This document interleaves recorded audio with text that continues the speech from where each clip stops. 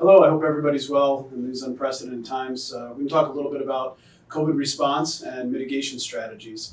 I'm Chad Nixon. My background is planning and finance. I'm also the president here at McFarland Johnson with Chris Kopec. Chris runs the facilities group here at McFarland Johnson. He's also our in-house COVID expert. I guess I'll start by talking a little bit about the fact that McFarland Johnson is engaged at a national level with our congressional delegation, as well as the regulatory side of the House, in dealing with things like the CARES Act and also the Safety and Security Task Force and things like that. So we're very active from that perspective. I think it comes down to, and Chris and I have talked about this, we just have to get people back into airports and flying again. If you look at the money that's been spent through the CARES Act, that was a good Band-Aid, but really it comes down to getting people back into the airports. So we're going to talk a little bit about that today. I'll start off by talking about the planning side. We've got a suite of solutions called Dynamic Planning Solutions, and that was initially made to really allow our clients to look at scenarios that were of a positive nature, new air service from a legacy carrier, ultra low cost carrier, that sort of thing, or a small decline in air service. It wasn't initially anticipated to use that for something like this pandemic, where you're looking at a near 100% reduction in enplanements. Some of our clients have had 90 to 95% reduction, but it is actually quite effective for that and looking at the recovery process. I'll show you that now in a couple screenshots. There's a ton of functionality here, but just very, very briefly, we'll show that you can build here these custom scenarios to essentially mimic the pandemic that's occurring, showing a drastic reduction in your enplanements with a fairly long period of recovery here. Obviously, you can build this however you want, and then a look at your revenues and expenses, user-defined based on our scenario over the baseline, and then lastly your cost per enplanement, which you see this spike here. So you're having to cover your costs over fewer enplanements, and that's a real issue as you go out there and try to retain or grow service. So that's kind of what you're looking at here. I could get into details, but for the purposes of this, I think we'll stick with that analysis.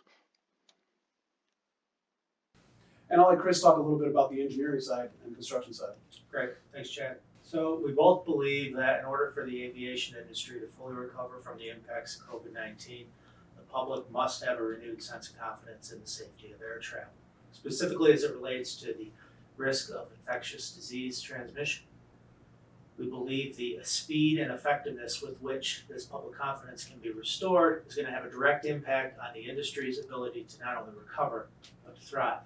So at McFarland Johnson, we've developed an effective, visible, and adaptive implementation plan that focuses on the passenger experience. We want to ultimately provide a healthier and safer experience for the passenger as they travel throughout the terminal. We believe that this mitigation plan, in combination with an effective marketing strategy on behalf of the airport, is going to accelerate the return of the passenger to air travel. So let me give you an example of this.